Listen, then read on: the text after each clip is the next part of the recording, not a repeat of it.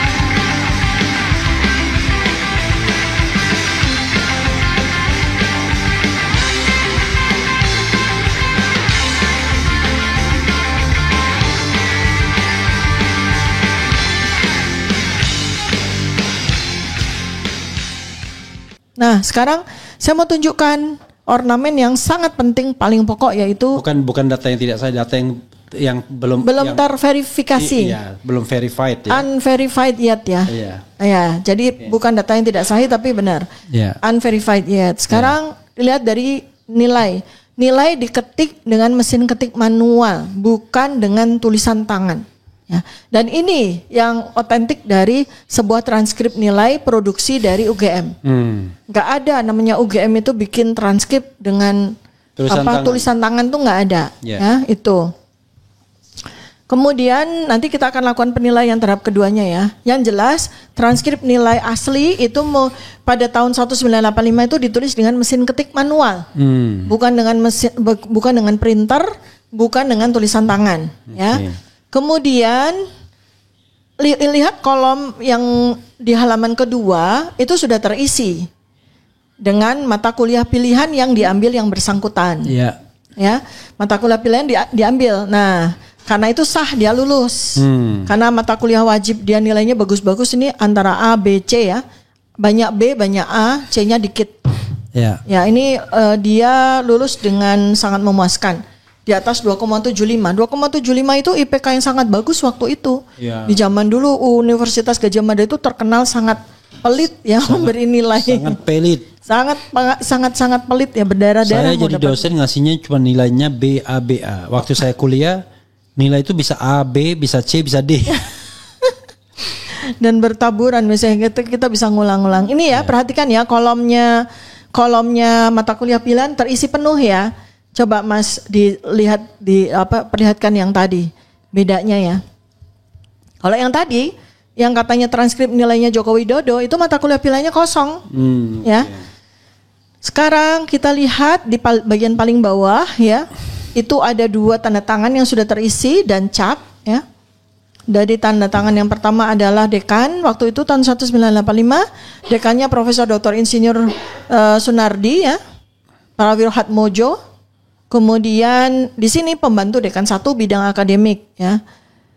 Dr. Insinyur Joko Joko Kasmujo. Enggak, Joko Mari siapa ini ya? Dr. Insinyur Joko M ya. Pembantu dekan 1 waktu itu. Oke ya. Nah, jadi Anda bisa lihat sendiri kalau ada kolom yang tidak diisi itu akan dikasih coretan begitu ya. Ya, nih ya, biar nggak ngisi sendiri. Biar tidak mengisi sendiri, itu betapa rapinya ya, betapa perfectnya transkrip nilai yang dikeluarkan oleh UGM ya. Artinya kalau kita lihat kembali kepada transkrip yang dipresentasikan Bareskrim dan dikatakan itu sebagai transkripnya Joko Widodo, di kolom mata kuliah pilihan itu harusnya kalau dia nggak ngisi atau dia nggak memenuhi mata kuliah pilihan harusnya dicoret begitu juga kan supaya tidak diisi sendiri sama yang bersangkutan. Dan ini di dokumen ini ada legalisirnya ya? Ya, ini ada legalisirnya. Yeah. Nah, kemudian kalau di jumlah itu total SKS yang ditempuh oleh seorang sarjana kehutanan UGM itu totalnya 161 SKS. Nah, saya tidak menyampaikan transkrip yang berikutnya yang juga abal-abal itu nanti di segmen yang lain. Saya mau tunjukin aja kepada teman-teman semuanya. Ini ya perbandingan ya. Kalau kita mau coba kita komparasi tahun yang sama atau around gitu ya. Jadi di antara periode waktu itu saya alhamdulillah dapat di periode 1985 juga. Nah, jadi kan udah susah untuk udah susah untuk dibantah ya. Kemudian sudah susah untuk dibantah dan dibantai. Sudah susah sekali untuk dibantah. Sementara dokumen yang dimiliki, yang dipresentasikan oleh Bareskrim justru bantahable banget gitu. Oke. Ya karena saya aja waktu lihat masa sih transkrip nilai seperti ini gitu. Ada orang ketika saya share di X gitu, jangan-jangan itu baru draftnya gitu kan. Nah sekarang pertanyaan saya, kenapa draft yang disampaikan oleh Bareskrim? Sebab itu kan putusan untuk penghentian dari penyelidikan kan. Kalau putusan penyelidikan masa pakai draft gitu kan? Iya. Iya kan, masa pakai draft? Sebab kan gini urutannya ya, orang mahasiswa itu kuliah setiap semester dapat transkrip. Habis itu dia bisa lanjut ke kuliah semester berikutnya. Habis itu setelah selesai semua semester ya, kemudian dia skripsi. Habis itu dia KKN atau KKN dulu baru skripsi lah, whatever ya. KKN dulu baru skripsi misalnya begitu, atau skripsi dulu baru KKN, baru dia wisuda, dapat ijazah. Nah, di antara sequence ini kan semua harus terpenuhi.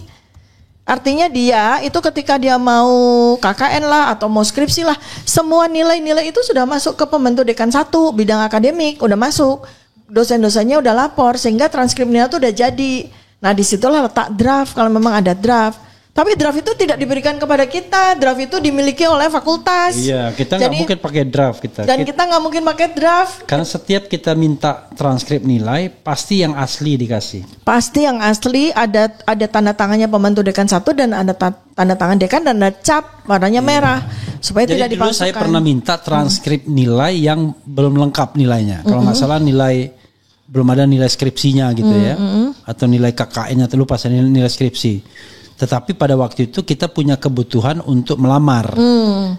Tetap aja dikasih tapi nilai itu belum ada. Ya. Tetapi tetap resmi ininya.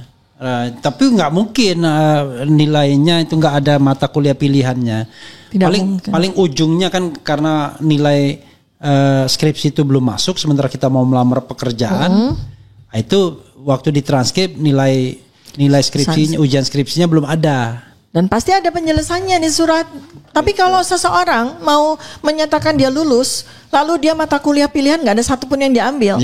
Terus transkripnya itu tidak ada tanda tangan dekan, tidak ada tanda pembantu dekan 1, tidak ada cap, itu artinya ilegal.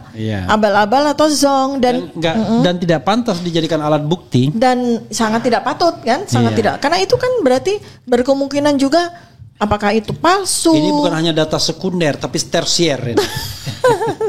Yang dibawa di Tipidem itu data tersier. Data tersier, masa kualitasnya seperti itu? Ini baru satu loh ya, di antara 33 dokumen yang lain loh. Jadi ini baru satu, ini kita kupas satu transkrip supaya tahu semuanya. Tidak ada orang bisa lulus sarjana kalau dia nggak punya transkrip nilai yang lengkap. Ya, seperti yang tadi Bang Levi sampaikan, saya belum skripsi, saya minta transkrip. Oke, nggak ada masalah. Tapi itu bukan transkrip nilai untuk bisa jadi sarjana, untuk bisa wisuda.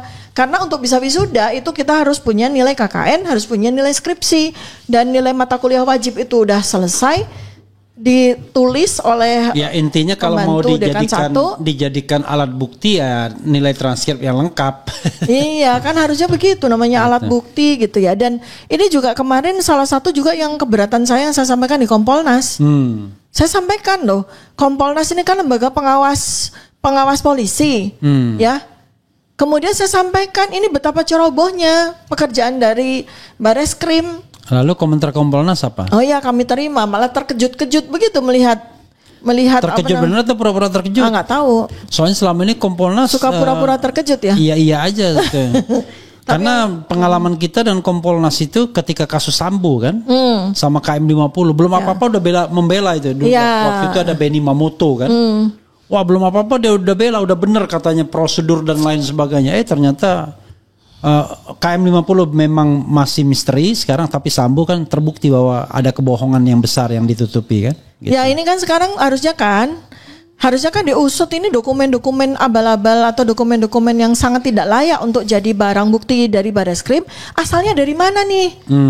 Apakah dari yang bersangkutan? Ya, berarti dia melakukan pemalsuan dan penipuan dong. Atau dia berasal dari UGM? Nah, berarti kalau memang berasal dari UGM yang patut dipertanyakan. Mengapa memberikan dokumen-dokumen sampah kepada Bareskrim untuk mempertaruhkan atau untuk memutuskan nasib orang-orang gitu ya.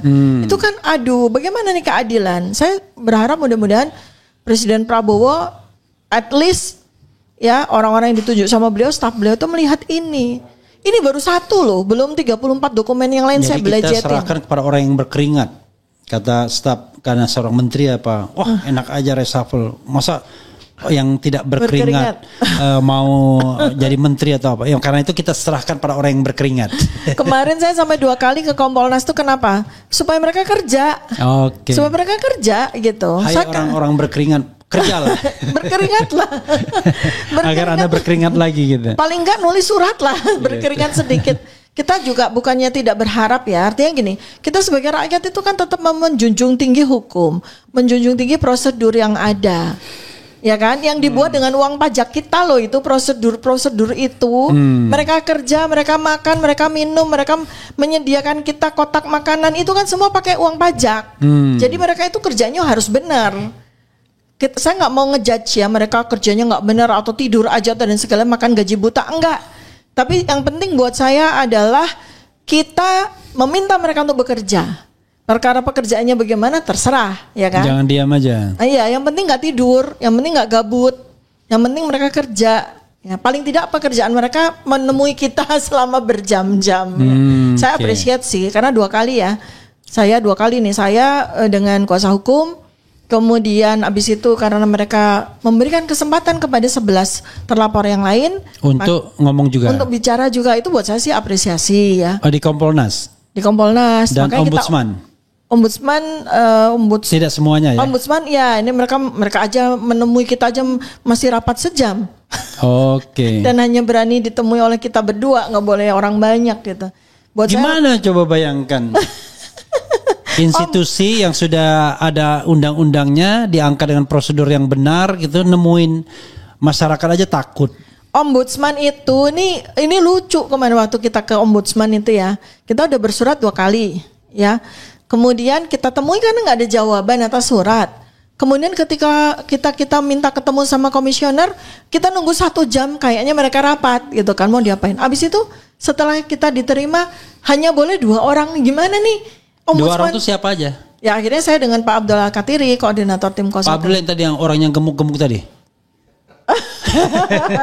Yang baru saja saya podcast tadi. Akhirnya berdua terus kayak gimana ya, saya dalam hati saya tuh, ini gimana sih Ombudsman ini tuh posisi ada di mana? Posisi tuh dia matanya mengawasi pejabat, mengawasi lembaga, tapi punggungnya bersama kita, kan begitu. Ini kan enggak, malah kebalik. Iya. Ini komisi-komisi ini tuh dibayar sama uang rakyat, ya. Mata mereka itu harus memandang tajam kepada pemerintah, kepada lembaga-lembaga publik, pejabat yang dibayari APBN dan APBD, ya. Punggungnya bersama dengan rakyat. Ini kan kebalik-balik. Maka saya senang ketemu dengan mereka supaya mereka tahu bahwa punggung mereka itu harusnya bersama dengan kita. Bukannya punggung mereka mata mereka menatap tajam kepada rakyat gitu. Paling enggak kan kita kerjain lah gitu supaya mereka bekerja. Terus habis itu yang 2 udah beres ya teman-teman semuanya ya, sahabat RH sekalian dimanapun Anda berada, sahabat Dr. Tifa, channel Dr. Tifa di RTF channel sekalian ya. Boleh, promosi, santai. iya dong.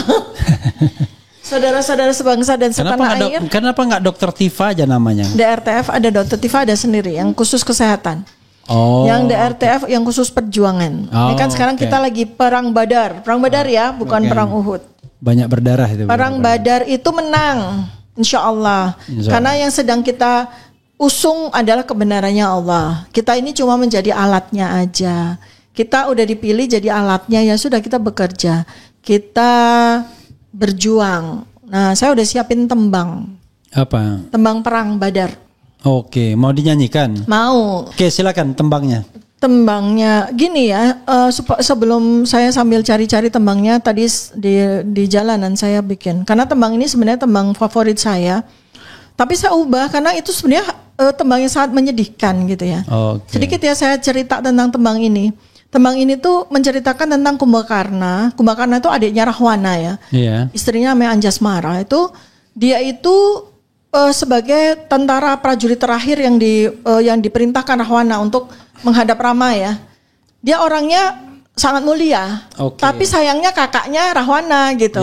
Makanya dia tuh bertapa dengan makan dan tidur, makan tidur. Raksasa gede sekali. Tapi itu kan hatinya sangat mulia. Maka dia kerjanya makan tidur. Itu tapannya dia kan, sama dia adalah makan dan tidur gitu. Intinya Rahwana ketika kepepet minta bantuan dia. Terakhir minta bantuan sama Kumbakarna. Nah, Kumbakarna itu selama ini mengelak karena dia tahu Rahwana itu perang melawan kebenaran begitu kan ya. Dan sekarang kali ini dia mau maju karena yang diancam adalah tanah airnya, negaranya yang akan terancam. Dia tidak mau maju perang untuk kakaknya, ya hanya bela-belain perempuan kan gitu ya, rebutan perempuan. Dia mau maju karena Rama akan berperang untuk negaranya kan, maksudnya gitu. Jadi dia mau maju, tapi dia tahu bahwa kalau dia mau maju dia mati. Nah karena itu maka dia pamitan sama istrinya. Tapi tembang itu sangat menyedihkan gitu. Saya sejak SD itu suka sekali dengan tembang itu, nggak tahu kenapa. Dokternya bukannya orang Manado, bukan ya? Manado, Makassar, Medan. Saya pikir orang Manado, Makassar, Medan. Ada tembang-tembang segala. Tapi ada ibunda saya orang Jawa, jadi tembang-tembang itu buat saya sangat menyentuh hati. Itu lagu pamit perang, tapi Kumbakarna kan tahu ya bahwa dia mati kan gitu. Terus kemudian kalau Anda teman-teman tahu epiknya Ramayana tuh di waktu Kumbakarna sedang maju perang tuh sangat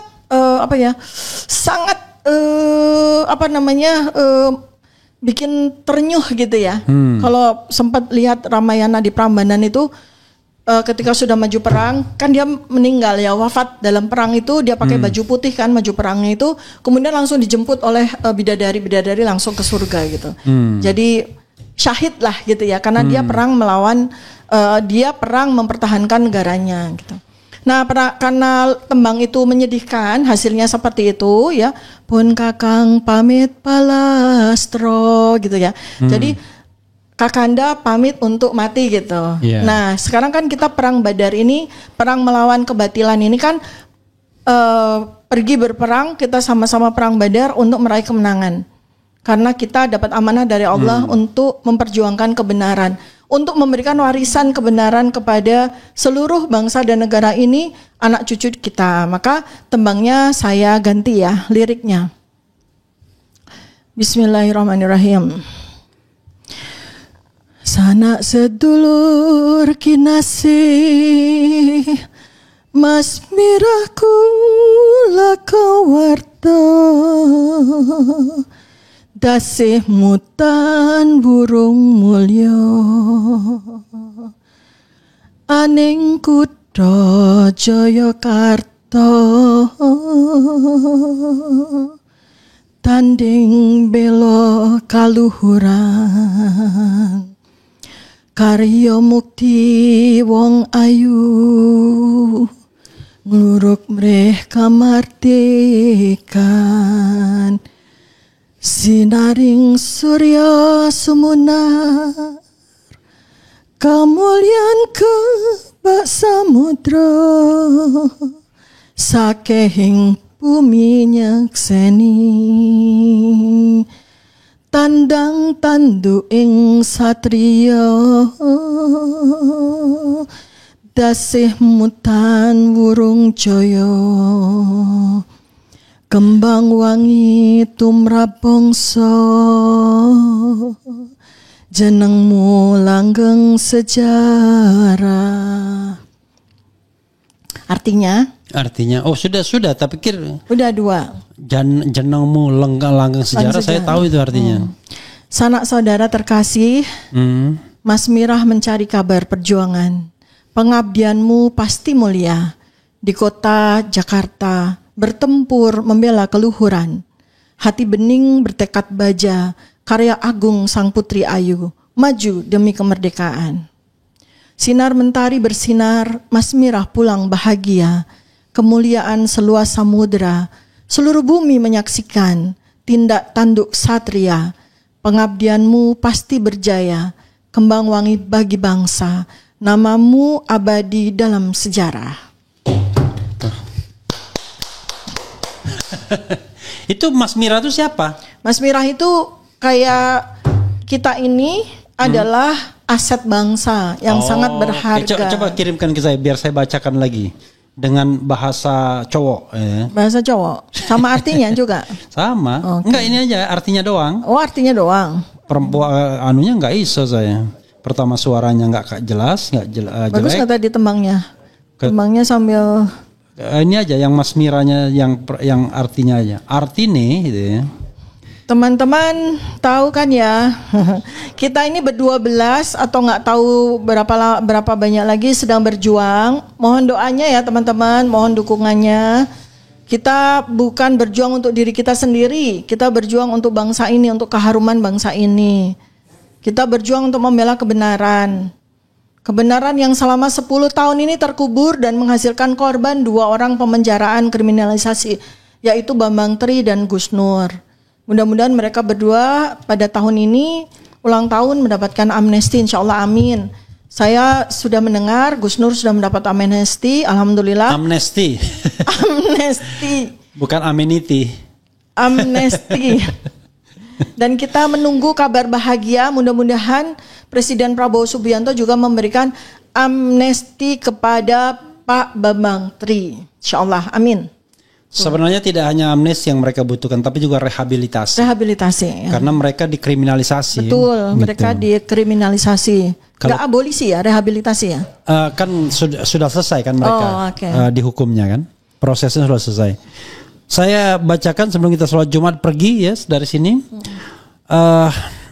Sanak saudara terkasih, Mas Mirah mencari kabar perjuangan. Pengabdianmu pasti mulia. Di kota Jayakarta bertempur membela keluhuran.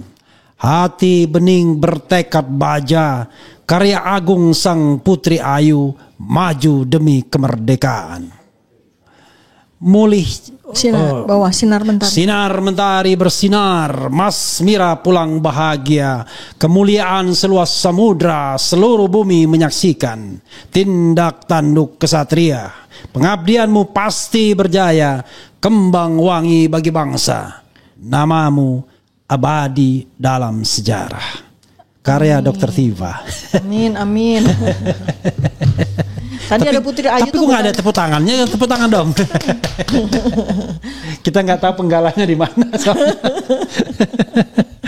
Ya, saudara sekalian.